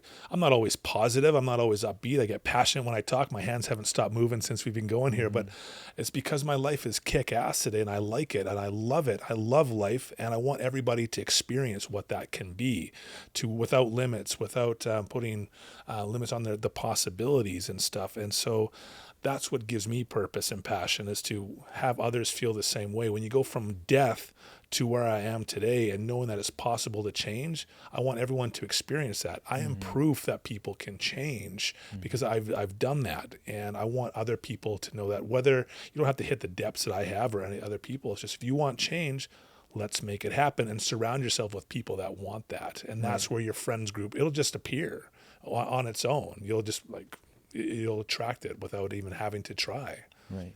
Yeah. I don't know if that answered the question. But for sure. I was gonna say, let's give some let's see some advice on how to navigate life today sober, especially you said you're in a relationship where your girlfriend is occasionally drinking, like a lot of. I guess it's probably like the most amount of people are like that. And how does it look like? But what I would say is more like advice on like how, for other people that have people that are sober in their lives, how to approach that relationship, how to what not to do. I guess if there's things not to do, or I don't know if that makes sense, but more like how do you do? I was gonna say how are you sober? How do I do it around other people? Is that like socially? But my question was more to give keys for people that may have people that are getting sober, or that are no sober people, or how to be respectful of it. I don't know if that makes sense. Yeah, it's I mean, I don't have like a list of bullet points No, that for I could sure. throw on there, but at the same time, I think I get what you're saying is like what helps to maybe navigate relationships and sobriety and with friends that don't Yeah. sort of thing. Is that sort of what we're Yeah, saying? yeah, I think the big thing is being open and being honest with people. Take a chance to be vulnerable and tell people, or ask people, I should say is a better way of putting it, what you might need. You know, as I might need you to, can you support me in this sort of thing? You know what? I don't know why I'm using golfing. I don't even like golf. I can't stand golf, but I've been using it as an analogy all the time. So, you know, I'm trying to sober up. My golfing buddies are out drinking. I have to understand that I'm just me. This is me. I got to do whatever it takes on my end. Has nothing to do with them. This is my journey. If I think I can handle being in that environment with them drinking, that's on me. That's something that I have to consider.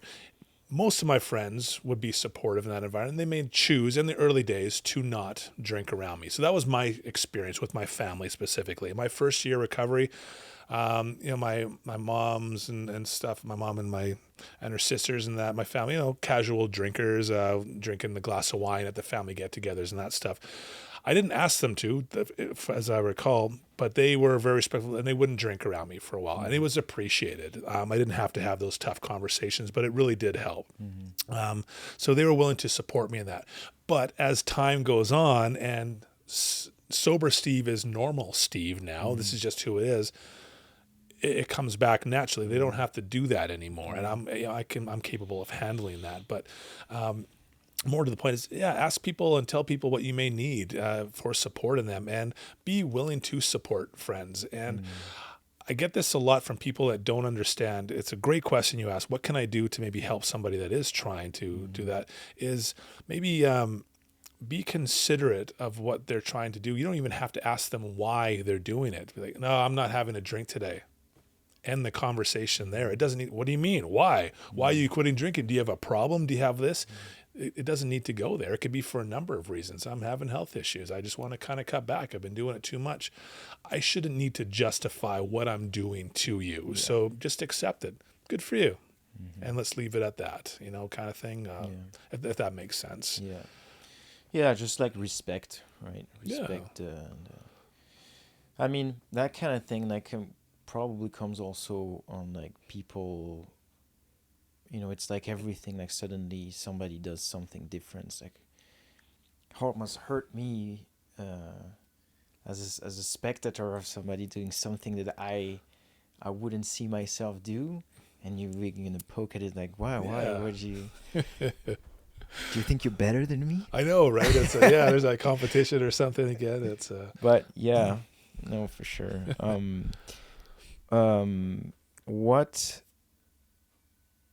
What would you say to somebody that wants to get sober, but like is kind of like in it's kind of into like having the awareness that it's a real problem for his own life? Like, what would you say? I was almost gonna say to younger Steve that were. Not visualizing himself, not being able to get there. No, does it make sense? No, what would you say to somebody that can't vision the absence of it? Because when you can't vision this, you can't really know what the feeling is going to be, what your life's going to look like. What would you say for usually my go-to is trust the process. And there's, you know, you got your 12-step slogans, which is like one day at a time. So you don't have to quit forever. Just try today. You know what I mean? And we can always re-navigate that. We can always readjust to what the goal is, sort of thing. It's just be kind to yourself and be patient with yourself. It's not something that just comes like that. Although it's possible, it's just that motivation can kind of come, but it's the the hard part comes after. Getting sober is the easy part. Staying sober is the difficult part. That's where the tools really have to kind of come into play. So, you know, most people can, maybe you can go an hour or two, or go a day, maybe even a week, whatever the case, if we're depending on the severity of the problem, right? But I think have kindness, have patience with yourself, and ask for help. Please reach out for help, and because there is like somebody that you can connect with, and some aspect, someone that's going to understand, and do it with a partner. That's why I love the coaching process so much. Is I'm an accountability partner, right? I'm on this journey with you. It's like a one-on-one direct relationship that we're having to kind of navigate this sort of thing, right? So, you know, you consider like we were talking about CrossFit earlier and stuff that you're involved in, and how a lot of new people get into there, and without proper training and stuff, you can get hurt, you can get injured, you can flail around, you maybe make no progress because you're not doing it right. So you step in as a coach and you give them some guidance. This is what's worked for me. Try this, and let's say you have go on a program. That's what I do. That's where it becomes possible to do this together, and I'm going to hold you accountable for that. So we have this aftercare plan going. All right, today you are supposed to read this, and you're going to do some of the homework on this, and write about yourself, and do some journaling here. And next session, that shit better be done. Otherwise, there's, I'd like to say hell to pay. I'm just acting tough now, but you know what I mean? It's like, that's what I'm here for, is to hold you accountable. If it's not getting done, why is it not getting done? Then we readjust. So having somebody to navigate that with makes it so much easier. And so that's what I try to offer, one-to-one sort of thing, right? Is let's go through this together. And you would know this as a coach. It's like, I'm there to bridge the gap, you know, like a bridge builder. I've been here. I've done the trial and error of 15 years of sobriety. Let me show you where I've gone wrong and what to avoid, and we can kind of fast track your progress so that you don't have to take all the same mistakes that I've had to learn along the way, kind of thing. Let's go through this together. Let's try this, and ultimately it's that person's journey, but I'm here to walk with you every step of the way with it. So reach out for help. Because that's funny how there's certain things in life that are like more, I was gonna say socially accepted, not that it's not socially accepted, but it's more obvious for people that like, oh, for that thing, a coach is normal to have a coach, but in exercising, by example, you know? But like for anything that you didn't really get any kind of education on how to do something, you potentially can get a guide or a coach for it, no matter what it is. You know what I mean? And there's some things that like, that's normal. You're gonna do that type of job. You need this education, and there's gonna be teacher that's gonna teach you how it is. And it really comes to changing to kind of deconstructing. For this, I need a coach. For this, no, it's just on my own. Like, you can potentially get a coach for anything and everything, right? And this is kind of the same thing, because you don't learn in school how to get sober if you had this issue, how you stop doing this if you had this issue. It's something that like at least having, you know, somebody that lays in front of you, well, this is kind of like what we can do, because that works based on experience. Absolutely. You know, that's I mentioned earlier, like I have no business training. I didn't go to business school, and I have to create this. So I go and talk to someone that knows how to build a business, and it's like, help me. This is like, what do I do? That's what they're for. Otherwise, I spend years trying to, am I doing things right? Am I doing it the right way? It's cut that time in half for me to kind of do that. And I find people are really reluctant to invest in themselves in that way. You know, it's just, how long do you want to stay stuck for, you know, and just kind of in mediocrity. And I don't accept that with clients that I work with. There's so much more out there, but to invest in yourself, it just sounds so weird. And I get a lot of people in early recovery, and I'm no exception to this. I did this myself. You know, I get, a couple months clean and sober, and I need a new tattoo. I need recovery tattoos and all this kind of stuff. And I'll go spend $1,000 on do a whole arm sleeve and all this kind of stuff up. And you won't spend $1,000 to invest in yourself, on your well-being, and go, we can get you to this place like so much quicker and all this stuff. But No. It's, and nothing against people that get tattoos, but you know what I mean? It's Yeah, no, but totally. That's it's way easier to spend money on, material things, external things than like for our own, because it's way easier for most people to grasp something that you can't touch, right? Yeah. Like your well-being, it's not something that you can see, touch. It's something that you feel. For sure. And having that vision helps. That's why we sit down. So when we have an initial consult, it's like, what's the vision? What's the dream? What's the goal? Where do you want to be? That's what I'm here to offer you. You're not spending money to sit down with me twice a week. Who wants that? We're here to help you get the dream that you want. So, I want to quit drinking. Why? I don't know. Well, that's where we start. And what usually comes up is I want to quit drinking because I want to be a better person for myself. I want to be the amazing dad to my kids, and I want to have an amazing life where I'm not binded by this thing that's clawing me back kind of thing. That's the goal. That's what you're paying to get. You're not paying for sessions with me. We're paying to get that goal. I'm here to help you get that by being there along the way. That's sort of what you're investing in, right? To take me out of the equation. No one wants to spend time with me willingly and then pay money to do it. But I mean, I'll tell you a joke or two. I mean, I hope you've enjoyed the conversation, but let's like make this happen. That's what we're after, right? So for sure. Yeah. What main differences between the sober life and the not sober life? Oh man, it's night and day. I can't like sit here and even I'll throw it this way. Had you opened the door back in my addiction and say, this is what your life is going to look like in 15 years and what you have today and how you're going to feel and what it's going to look like, I wouldn't have believed it. I would have said, that's not possible. And I'm not sitting here. I don't have like a fancy Mercedes out there and own a really $1 million house or anything like that. Far from it. I have that peace of mind. I have that freedom. I love who I am today. I know who I am. I know what my fears are.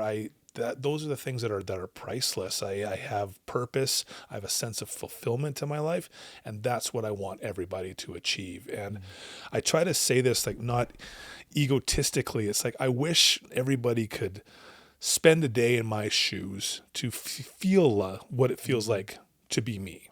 And what I mean by that is not to experience what I have, but what I do and what it feels like. To not have fears weigh on you, to know what it's like to have freedom, to not have to wake up and be like, holy crap, where are my cigarettes? And oh my God, I drank so much last night, and who did I piss off, and who do I have to make amends to? And, to where I can leave my cell phone out today, not have to worry about who's going to go through there and see stuff they shouldn't be seeing. Like, it's just that whole garbage of a mess doesn't have to be there anymore. That's what I like about today. And don't get me wrong, I have a kick-ass girlfriend and I love my truck that gets me up in the bush. These are just things that I have that allow me to do what I do, but the real stuff is what I have in here. That's what I take. And so you asked earlier, what do you replace that with?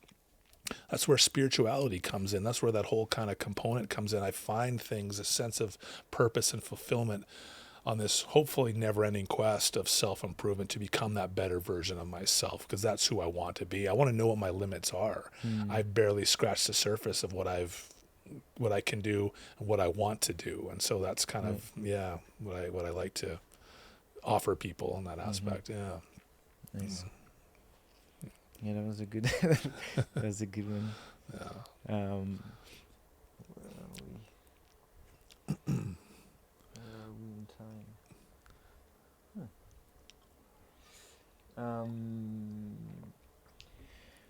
I just wanted to make a few. You were talking also about the solution based focus brief therapy. Yeah. Because do you work with people that don't have like addiction problem, but more like as a life coach or guidance coach for their goals and stuff like that, or that comes in addiction as well? It comes in addiction as well, so it's all part of it's the therapy that I subscribe to, basically. So I'm a registered therapeutic counselor. I went to school for my counseling and got my diploma and that kind of stuff. And I love the counseling aspect. I love the training. I love everything with that, but I like the coaching modality more. And so solution-focused therapy comes in, it's right under the umbrella of coaching, where you're taking a strengths-based approach and a solution-focused, action-oriented approach to change. So we tend not to spend as much time in the past as much as getting you firmly grounded in the present, and utilizing that to how can we create a better version of your future. So everyone has their strengths and their weaknesses and what's going on for them. So we kind of take what you have to work with, add some tools along the way, and build on top of that. And so we're not spending a great deal of time understanding the why as much as what can I do to go forward. So as an example, for a long time, I wanted to understand, why am I an alcoholic? What is that? Where did that come from? And I could list a dozen different reasons today, from past traumas to whatever I want. But understanding that why didn't really help with the action I needed to take to work on the addiction aspect of it. It helped in some capacity, and there's always a place for that. But it's more about what we talked about earlier. Why don't we get you into the gym first, and then we can kind of look about why we may have trouble maintaining that or staying that sort of thing, as opposed to, let's spend 6 weeks talking about why you can't go to the gym, and then maybe we'll attempt it, or we can start now, get you in there, and that stuff will start to sort itself out. And then maybe it's not even relevant, because today my why isn't really relevant, except from how to share that experience with other people, if that makes sense. Totally. So that's kind of the approach we take with it. And I'm a big proponent, maybe this is an okay place to say this as well, but like, coaching can tend to get a bad rap sometimes, because it can go very largely unregulated in BC, especially in Canada as well. Like, anybody can put a shingle up and call themselves a life coach or whatever sort of thing, right? And that's great, but you have to be really careful of what you're after and what you're getting for. And I'm seeing it more and more with the social media side of people and these influencers, and it's like, here's my life, it's great, and I want to start coaching people how to have what I have. That's great, but if there's not always the qualifications there, we're tampering with some people's lives in many cases. You know what I mean? And we have a part to play in that. So, I've done a lot of schooling to get where I am. I'm regulated with a coaching body and a counseling body, which is highly regulated and governed by a governing body of ethics that I have to adhere to, with trauma-enforced practice and training and all this type of stuff. So with that comes the experience, but the education behind that, to knowing that I can deal with some of these things, and where's my lane to stay in and where it's not my area of expertise. I don't pretend to be an expert in every single field. I'm not a specific PTSD therapist sort of thing. That's not my area of interest. That's not my specialty. And if you're having issues with that, I'll happily refer you to someone that's a better fit. I want to stay in my lane with that. But knowing that is getting my ego out of the way, going, I can't help everybody. I'm not here to help everybody. I don't want to help everybody. This is my niche. So I want to be careful with that, is that seek out the proper credentials and stuff, that I have to, for example, to maintain what I have to continue yearly with so many continuing education credits. I have to take yearly ethics courses and consent to that, and I have to always upgrade my education, and I have to report. I have supervision that I have to meet with people all the time to make sure I'm doing a proper job and a service to myself and to my clients, right? It's very heavy regulated. I'm not just, hey, I'm Steve and I'm a coach, because my life's kick-ass now today. As much as I love it, there's a lot of training, a lot of education that's gone behind there to make sure I'm offering a safe space ethically to what I can do with my clients, because I can't help everybody. That's not what I want to do. I want to be really careful of that, but I wanted to make that clear too, sort of thing. So totally. I feel like, like scams on the internet, it's something that has been existing since the start of it, and then the way I see these things is more I was gonna say natural selection, right? It's like you kind of need to have a little bit of faith into people, and everybody's its own master, right? And where you go, like people need to be accountable also to where they go, and if you go to somebody that is just gonna sell you a dream and with nothing behind, and like often when it's too good to be true, it is because it's It the usually is. case, and like that kind of thing. But yeah, I guess when it's not regulated in this province, right, and like anybody can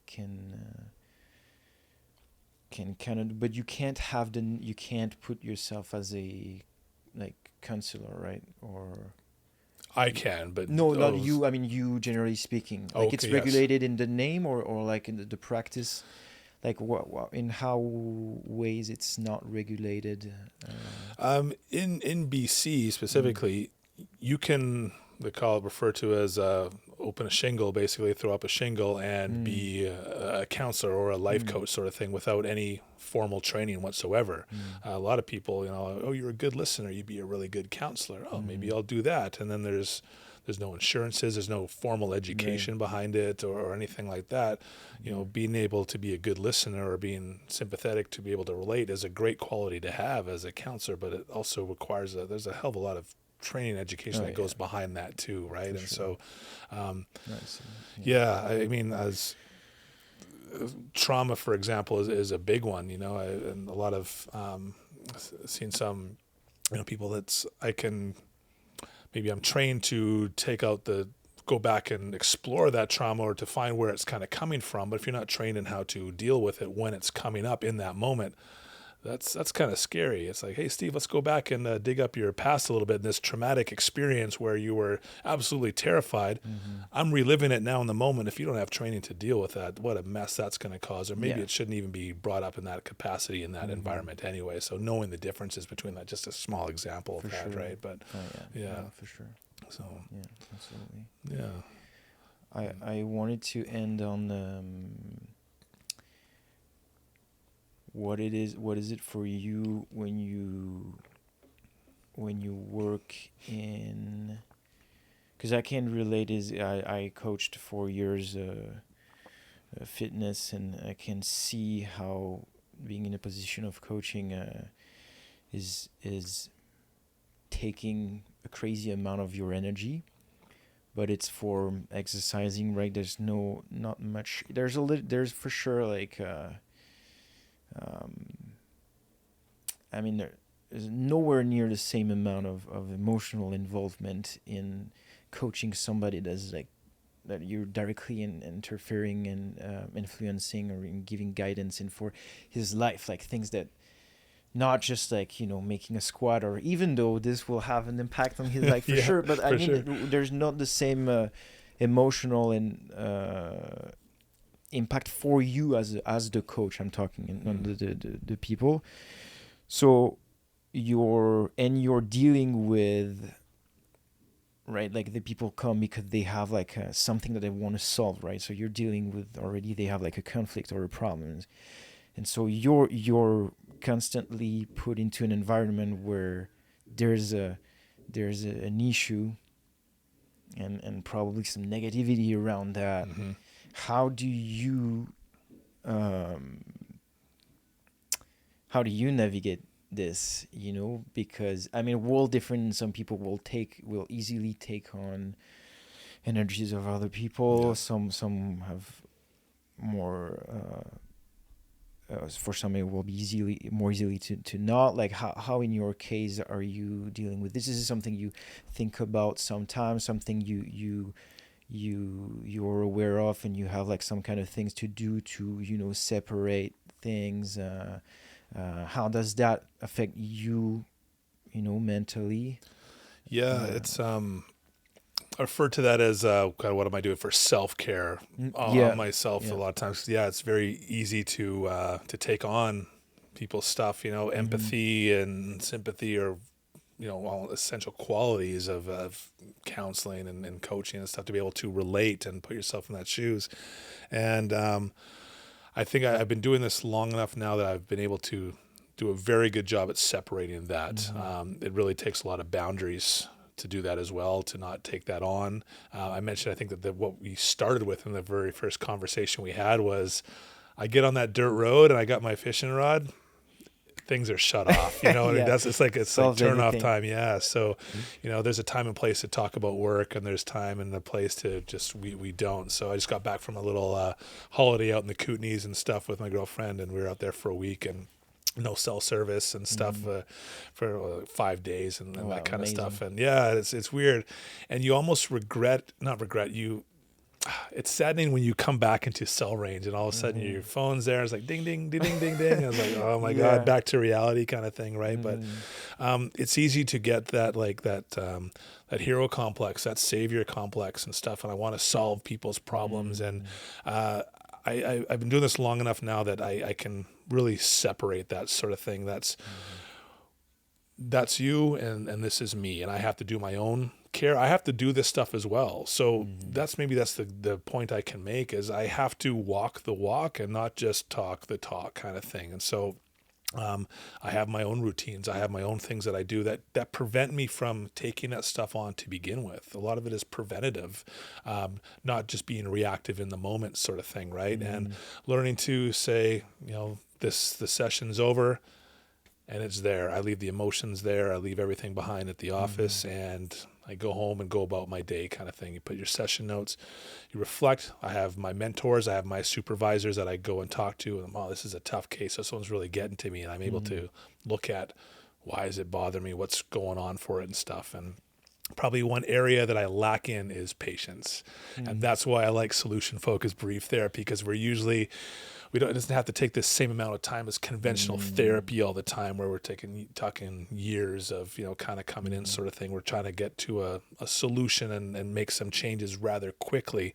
And so because I get impatient sometimes when it's like, why they just go and do it kind of thing. I can't do it for you. But I think it's because I'm passionate. I want people to just kind of jump on it and see those changes, but it can't be at my speed either, right? It has to be at your speed. So I don't know. That's what I love about it too, is I like people in that aspect, to see how things work. And the nice thing with coaching and counseling, there's no one set way of doing anything. It's just what's going to work best for this individual. And the more training that I have, the more reading that I do, the more life experience that I have, the better equipped I am to deal with all the different nuances of what the person may be going through. And but at the end of the day, it's shut off and I don't think about it, and it's done. And I can't remember who told it to me a long time ago. It's like, don't let anyone rent space in your brain for free. You know what I mean? It's just throw that stuff out if it's not worth the time and the effort kind of thing. And so I'm a human. I get affected like a lot of people do, but I'm grateful for the tools I have too, that I can kind of do that stuff as well. So, Nice. Yeah. Yeah, that's a good one. No one should exist rent free in your brain. Love that. Yeah. Good. Well, I think that's the 2 hours mark. It's around that. I think we kind of covered like a good amount of stuff. I really appreciate the time. It's been I love talking about this stuff. It's this is what brings me joy. I love talking about with like-minded people and stuff. Like just your background, a little bit that we talked beforehand and stuff like that too. Is like guys like you are like people that I want on my side and like going forward in life and that kind of thing too. And I try to have my approach be not a whole lot different than what this looks like. I think a lot of people have this idea of what this clinical, sterile practice that counseling needs to be, back in the old days where you lie on the couch and it's like, tell me about your mother, kind of thing. And we're just having a conversation and try to keep it real and stuff too, and make it more approachable. So to lessen that stigma of let's just go and get some help and don't wait till the last minute. You don't have to be suffering to reach out. You know what I mean? If there's friction, if you're just feeling anything, talk to somebody about it, and let's get it out. Let's process it and let's get you where you want to be. That's what Yeah, Yeah. I love that aspect. It's Yeah. Like life doesn't have to be just pain and suffering. no, and It's a lie. It doesn't have to be just yeah. can be good also. And I've seen some of like your content that you put out too, and I think I understand a little bit like your philosophy of why you're doing this and what that looks like as well, and I love it. The curious art of being human, and I'm not perfect, and I've made mistakes, and I have a past, and everyone's got a story, and I'm really no different than anybody else either. I've found some ways to overcome it where I'm happy with where I'm at, and I'm still not where I want to be, and that's the beautiful part of it too. But this is it's a beautiful art of just existing, and the less I can do that without having to struggle and suffer is just that means the world to me. And I wish everyone would invest in themselves, because it's so worth it, to see what's out there. And I'll throw that P word out there, to reach the potential, have that capacity, I think, to be who I was intended to be. Yeah. Right. So yeah, no, for sure. Yeah. Yeah, no, that's a great last words. Well, so what, do you have a name? I'll slide so where people can find you if they need any guidance related to that, if they were resonated with your message. Do you have a name of your practice, or is it Steve Braun? It's Steve Braun Coaching and Counselling. It's pretty basic. I have a really little social media presence, but I'm looking at building that. I think I just started Facebook back in December. Yeah, I have I didn't exist anywhere on the internet and kind of until then sort of thing. So yeah, Steve Braun Coaching and Counselling. My website is www.stevebraun.org. A lot of our information stuff is on there, rates, programs, and sessions, what it looks like, expectations. You can find me on Facebook, LinkedIn. I'm on there as well, and soon on Instagram, TikTok, YouTube. And who knows? I gotta try to. I don't have that much time anymore, but I'm really loving writing and stuff too. And I usually post weekly on Facebook and on my blog and stuff on the website, and that just little tips and tricks, things that are going on. I try to throw my experience in there a little bit with how can I make a point out of this and help people, and just give some free content away in that aspect too. And if you can relate, awesome. I'd love to have a chat with you, and if not, that's okay too. Thank you for watching and stuff too. And it's been a pleasure. This is my first one of these ever, and it's been great. You've been fantastic, and I appreciate your patience with me in that too. For sure. And, it's been a great experience, so thank you for that. Cool. Thanks. But thank you for sharing the story.